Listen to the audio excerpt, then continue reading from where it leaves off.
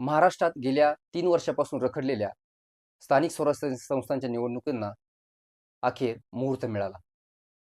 Supreme कोर्टाच्या आदेशानंतर पुढील 4 महिन्यात महानगरपालिकांच्या व स्थानिक स्वराज्य संस्थांच्या निवडणुका घेण्याचे आदेश सरकारला दिले आहेत.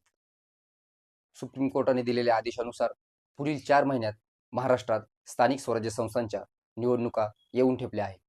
मागील वर्षी झालेल्या लोकसभा निवडणुकांमध्ये महाविकास आघाडीने जोरदार मुसंडी मारली होती, पण नंतरच्या 6 महिन्यातच चित्र मोठ्या प्रमाणात पालटलेलं दिसलं. विधानसभेमध्ये प्रचंड रोष असूनही महायुतीने मोठ्या प्रमाणात जागा जिंकल्या व महाविकास आघाडीला धोबीपछाड केली.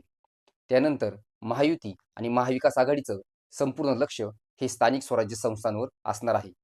स्थानिक स्वराज्य संस्थांना मिनी विधानसभा निवडणूक असेच म्हणले जाते, कारण ग्राउंडवरचं गणित बसवण्यासाठी व भविष्यातल्या मोठ्या निवडणुकांसाठी या निवडणुका महत्त्वाच्या असतात.